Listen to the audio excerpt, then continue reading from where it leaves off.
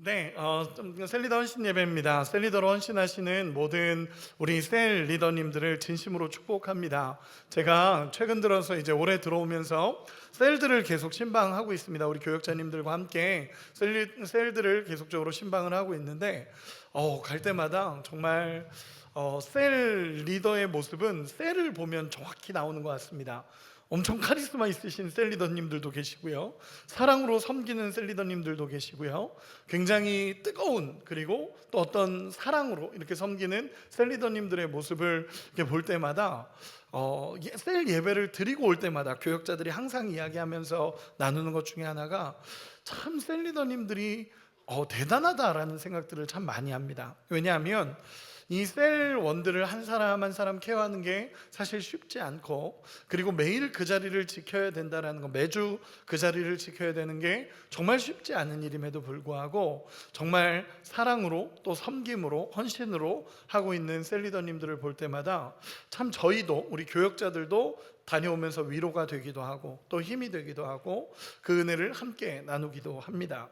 제가 이번 셀리더 셀 신방을 하면서 두 가지의 목적이 있다라고 얘기하면서 셀에게 항상 방문할 때마다 이야기를 나눴습니다. 첫째는 셀 전체가 어떤 분들이 셀 원인지를 제가 잘 모르다 보니까 한 사람 한 사람 이렇게 파악하는 걸 목적으로 했고, 또 하나는 셀 리더를 격려해야겠다라는 마음으로 셀 신방을 시작했다라고 이야기를 나눕니다. 저는 우리 셀 리더님들이 있기에, 정말 셀 리더로 평신도 사역자로 정말 든든하게 세워져 있기에 정말 우리 교회가 아름답게 세워져 갈 수 있다라고 생각합니다. 여러분 동의하시죠? 네, 저도 동의합니다. 저도 너무 동의하고 여러분도 분명히 동의할 거라고 생각합니다. 그런 의미에서 우리 셀 리더 수고한다고 박수 한 번만 하도록 하겠습니다. 감사합니다.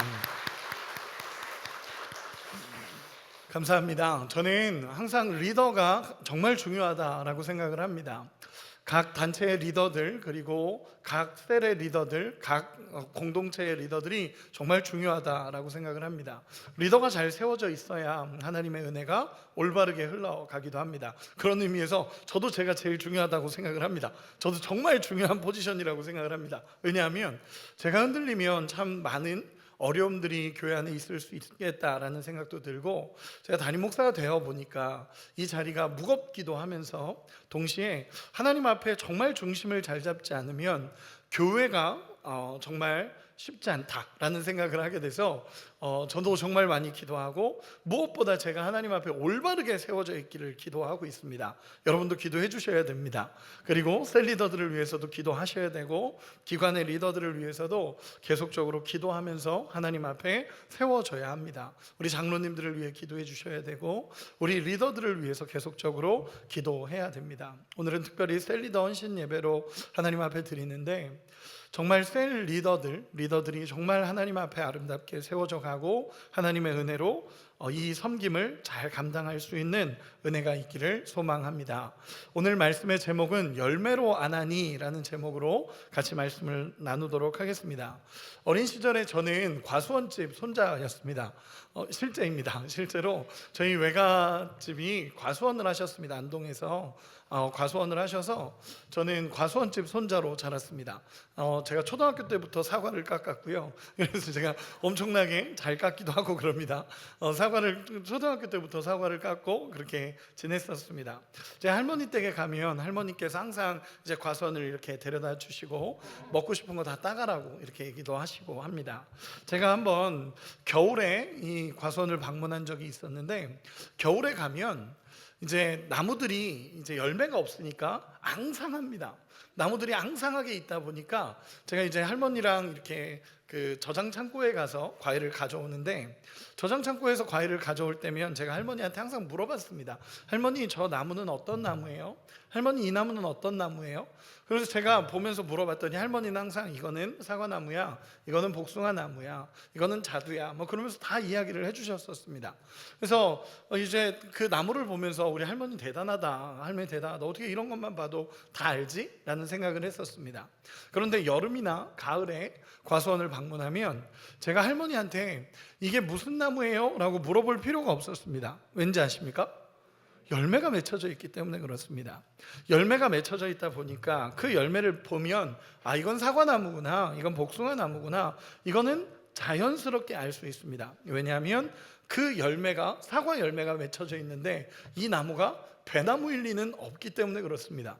사과나무에는 사과가 열리는 게 정상이고 이 복숭아나무에는 복숭아가 열리는 게 정상입니다. 열매를 보면 나무를 알게 됩니다. 여러분, 겉으로는 다 같은 신앙인인 것 같습니다. 그런데 열매가 맺히기 시작하면 이 신앙인의 뿌리가 어디인지를 분명히 알 수 있습니다.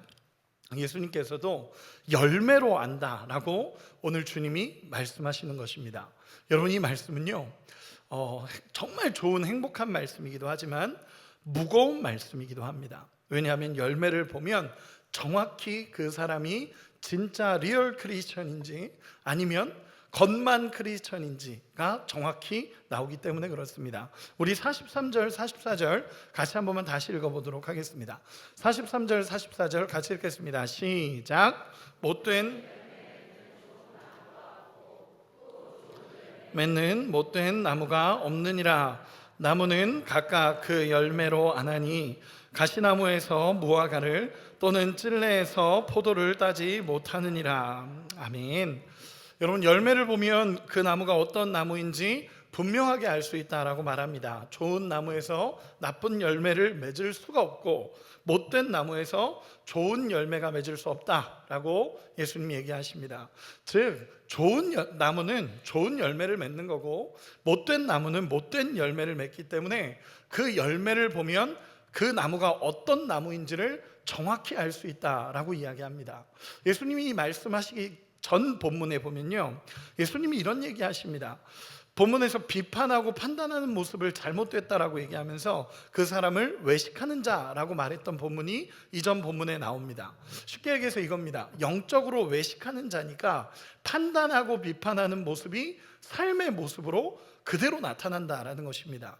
속이 외식하는 자니까 판단하고 비판하는 모습으로 그대로 나타나는 것입니다.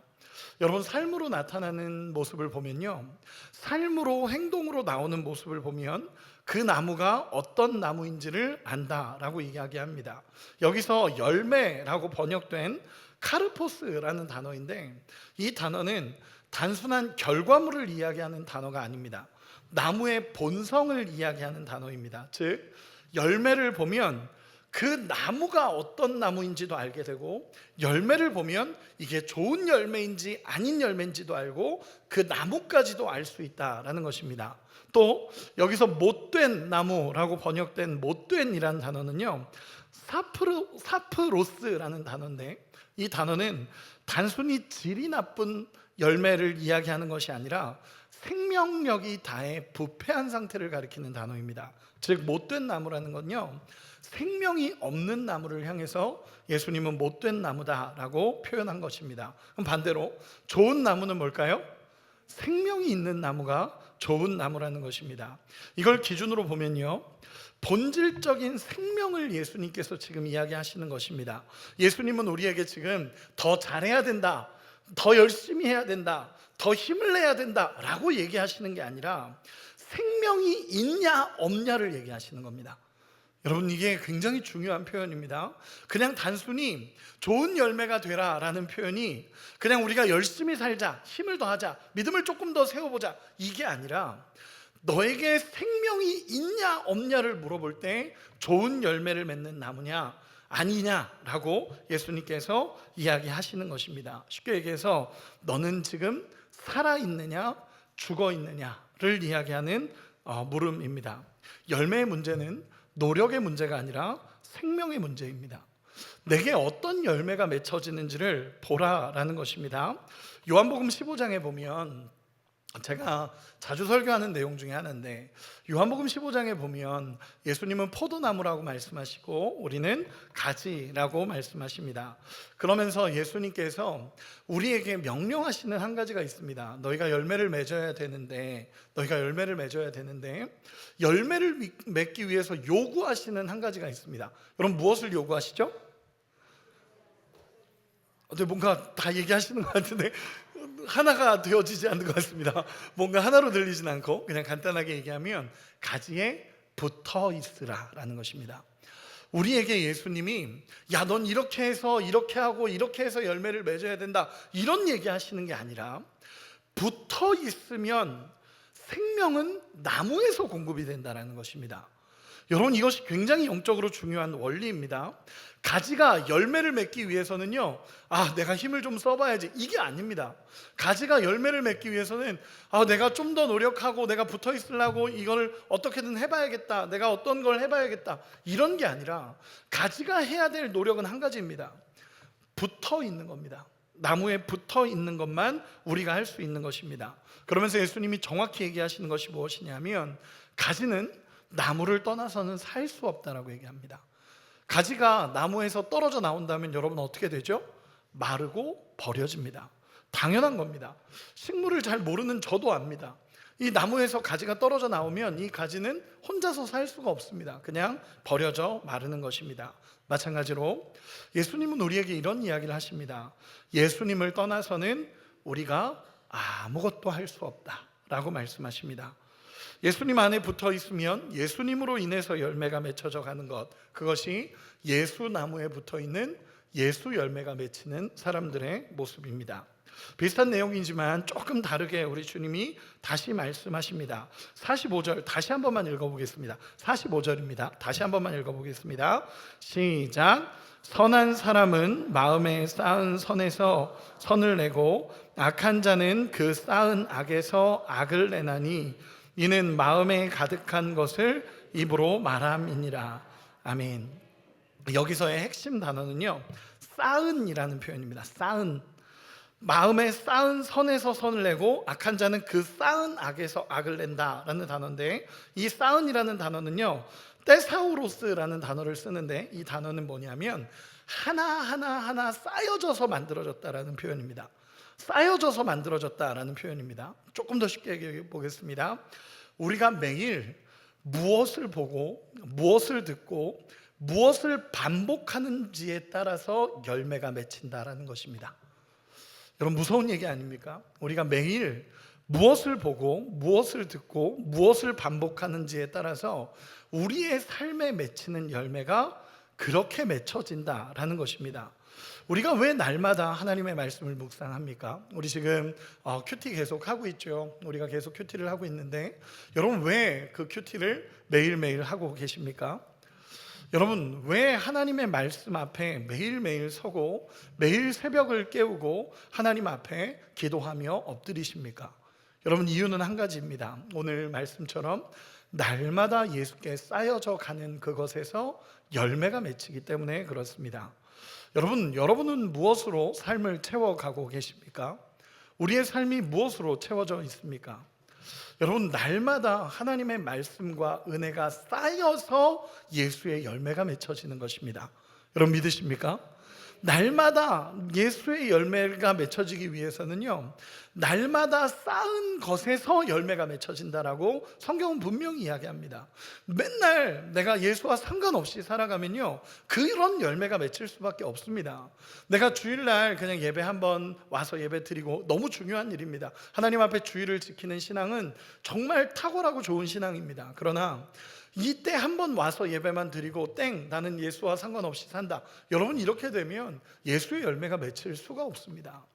날마다 쌓은 것에서 열매가 맺혀진다라고 예수님께서 말씀하시는 것입니다.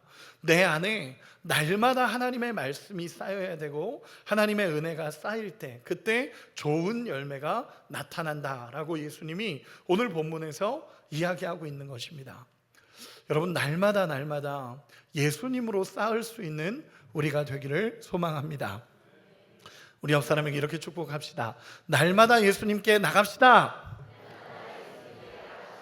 예수 열매를 맺읍시다. 아멘. 제가 예전에 잠깐 한번 이야기한 적이 있는데, 제가 예전에 봤던 프로그램 중에 골목식당이라는 프로그램을 참 좋아했었습니다. 그때 참 재밌게 봤던, 유튜브로도 참 많이 봤던 것이 골목식당이라는 것입니다. 거기에 보면 이제 그 요리사가 나오죠. 그 무슨 분이 백종원 맞으시죠? 그분이 나옵니다. 그분이 나오셔서 이제 막 이야기를 합니다. 이야기를 하면서 딱 먹어보고 이제 맛을 느끼는 거죠. 딱 먹어보는 순간 이 전문가니까 알죠. 바로 딱 먹자마자 아, 이게 문제구나 라는 것을 압니다. 끝까지 이제 이걸 딱 먹자마자 아는 거죠. 그래서 솔루션을 줍니다. 그러면서 이야기하는 거죠. 백종원 아저씨가 먼저 딱 먹고 아, 이거는 이게 문제예요. 이 양념장의 문제예요 라고 얘기합니다. 연예인도 또 먹어봅니다. 패널들도 먹어보죠. 이거는 뭐가 문제인데요? 라고 하다가 백종원이 이게 문제입니다 라고 정확히 딱 얘기하면 아, 맞아요, 이게 문제입니다 그러면서 모두가 동의를 합니다. 그리고 그대로 하면 정말 맛있는 요리가 되어지는 것이 그 골목식당의 모습이었습니다. 그런데 끝까지 자기 양념장을 포기하지 못하는 한 사람, 여러분, 그 사람이 그 식당의 주인이죠. 끝까지 포기를 못합니다. 자기는 아니라는 겁니다. 자기는 아니라는 겁니다. 백종원도 맞다 그러고 연예인도 먹어보고 맞다 그러고 시민들도 맞다 그러는데 혼자 아니라고 하는 겁니다.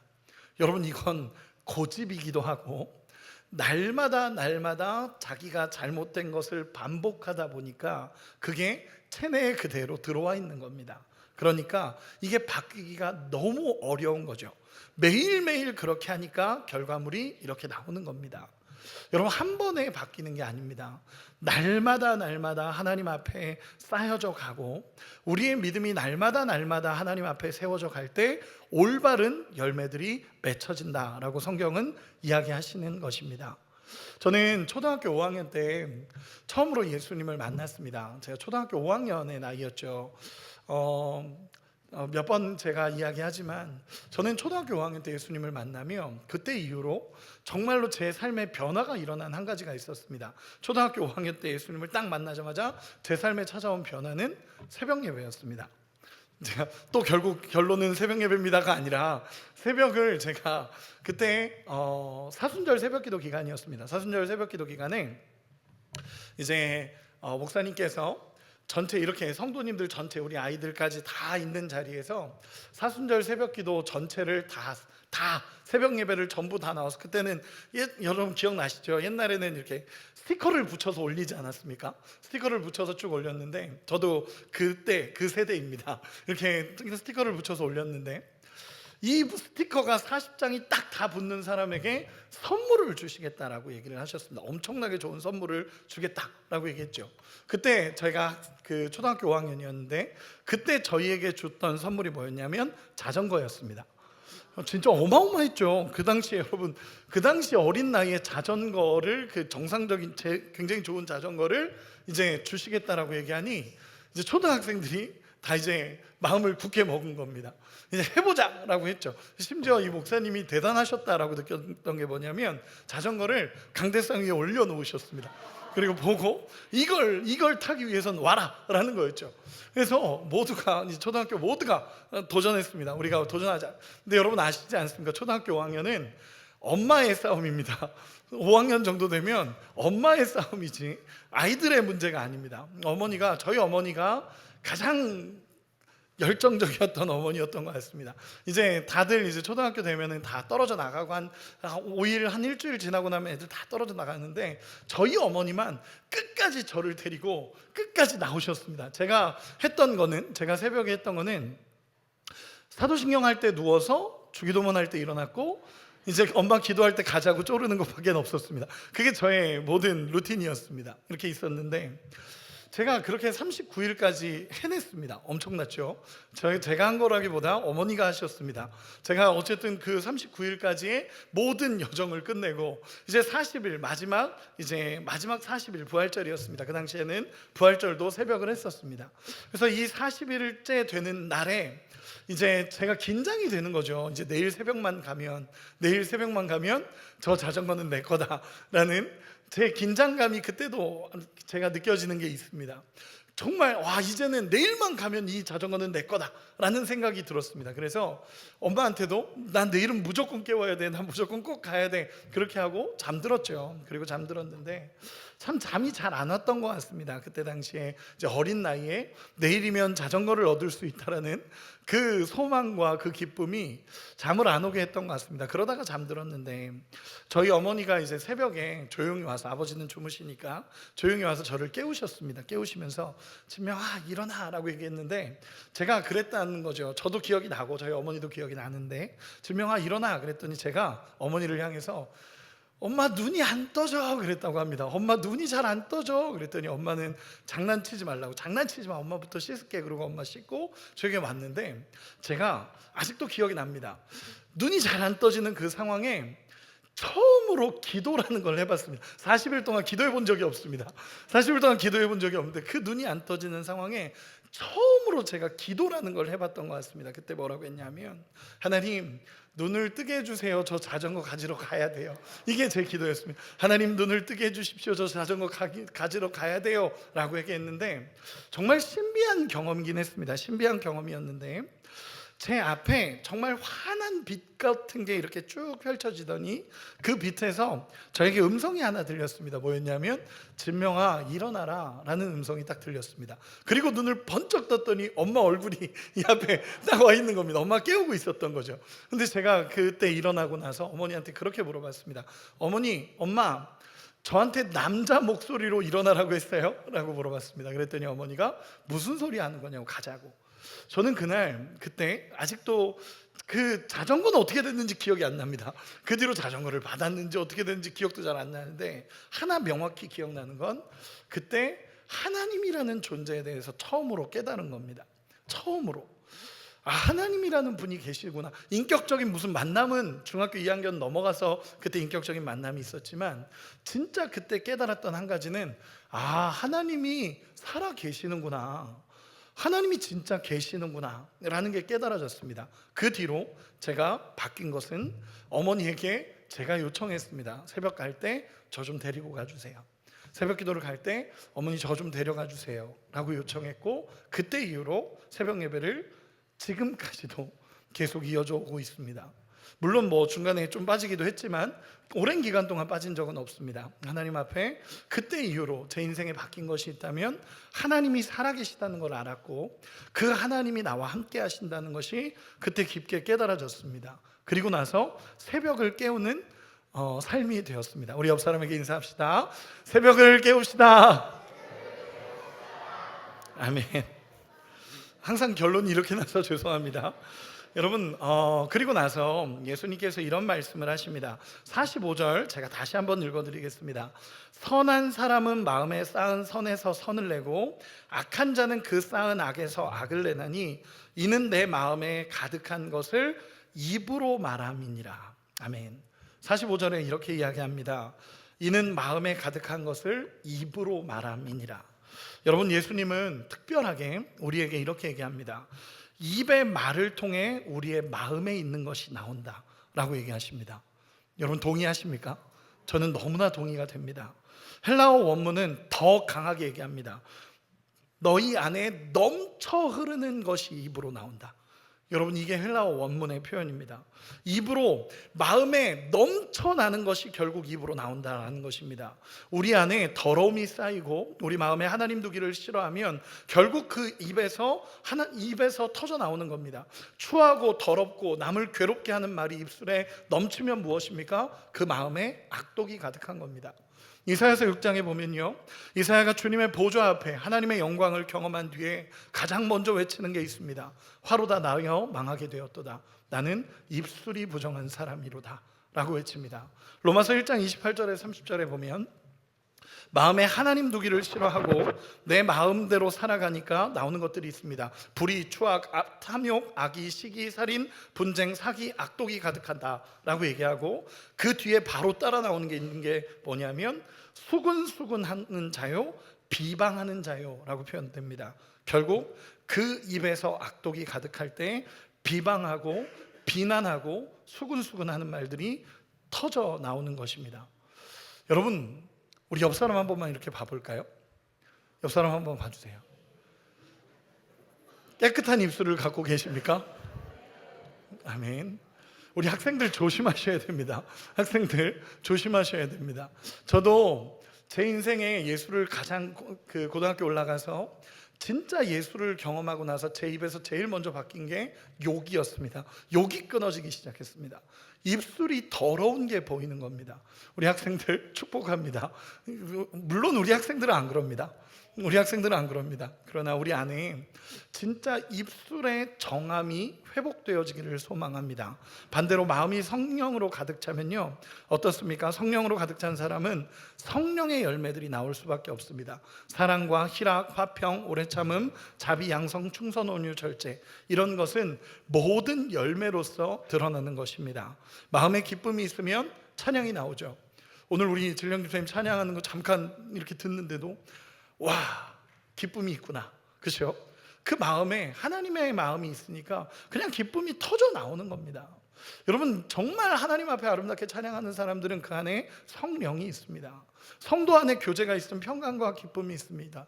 우리 셀리더님들 정말 아름다운 말로 섬기고 계시잖아요. 성령과 은혜가 있는 겁니다. 그럴 때 섬길 수 있는 것입니다. 여러분, 말은 연습으로 바뀌지 않습니다. 말은 연습으로 바뀌는 게 아닙니다. 말의 문제는 말의 문제가 아니라 그 안에 있는 근원적인 문제라고 성경은 이야기하고 있습니다. 여러분, 우리 안에 성령으로 채워질 때 우리의 입술이 바뀌고 정죄하는 입이 달라지고 하나님 안에서의 거룩한 입술이 되어져 가는 것입니다. 여러분, 우리의 삶에 정말 남을 세워주는 말, 정말 용서하는 말, 하나님 은혜의 말들이 우리 입술에 가득하기를 소망합니다. 우리 집사님께서 오늘 기도해 주시면서 하나님의 사랑이 우리 성도들에게, 또 우리가 서로를 용서하고 세워주고 회복시켜가는 그 공동체가 되기를 기도해 주시는데 마음이 뜨거워집니다. 여러분, 우리 안에 성령이 있으면 그 입에서 비난과 비판과 판단이 아닙니다. 성령 안에서 의와 평강과 희락으로 우리가 서로를 섬기며 사랑하게 될 줄로 믿습니다. 우리 옆 사람에게 이렇게 한 번만 축복하며 고백합시다. 저에게 상처받은 것이 있다면 빨리 용서해 주시기 바랍니다. 네, 저희 부부가 계셔가지고 네. 우리의 입술에 하나님의 은혜가 늘 가득하기를 소망합니다. 결론을 맺겠습니다. 열매를 보면 나무가 보입니다. 이 사람이 예수님이라는 나무에 달려있는 가지인지 아닌지는 열매 보면 합니다. 우리의 삶에 나타나는 말과 우리의 삶에 나타나는 행동과 우리의 삶에 나타나는 모든 것을 보면 예수의 나무에 달려있는 사람인가 아닌가가 보여집니다. 여러분, 우리가 반드시 기억해야 되는 한 가지는 우리가 스스로 좋은 나무가 될 수 없다라는 것입니다. 우리는 예수님 안에 있어야 좋은 나무가 될 수 있지, 예수 없이 살 수 없는, 우리가 예수 없이 살아가다 보면 절대로 좋은 나무가 될 수 없다라고 성경은 이야기합니다. 예수 없이 살 수 없는 인생에 우리 주님이 찾아와 주셨다는 것 얼마나 큰 복입니까? 예수 나무에 붙어 있을 수 있다는 것 얼마나 큰 기쁨입니까? 우리가 그 기쁨을 누리며 하나님 안에 살아가는 은혜가 있기를 소망합니다. 날마다 예수 나무에 붙어 있어야 합니다. 이것이 핵심입니다. 예수님이라는 나무에 붙어 있으면 우리의 삶에 예수 열매가 맺혀져 갑니다. 열매는 하루아침에 맺히는 게 아닙니다. 끝까지 붙어 있다 보면 시간이 지나고 계절이 바뀌고 그리고 나면 예수 나무에 예수 열매가 맺혀지는 것입니다. 반드시 우리의 입술이 변할 것이고 우리의 삶이 변할 것이고 우리의 삶에 예수님의 열매들이 맺혀져 갈 겁니다. 다시 십자가 앞으로 나갈 수 있는 은혜가 있기를 소망합니다. 우리 구원의 은혜를 다시 바라보고 십자가라는 나무에 접붙임 되어져서 정말 예수의 열매를 맺는 우리가 되기를 소망합니다. 특별히 오늘은 셀리더들에게 정말 강하게 그리고 따뜻하게 권면합니다. 예수 나무에 예수 열매를 맺으시기를 소망합니다.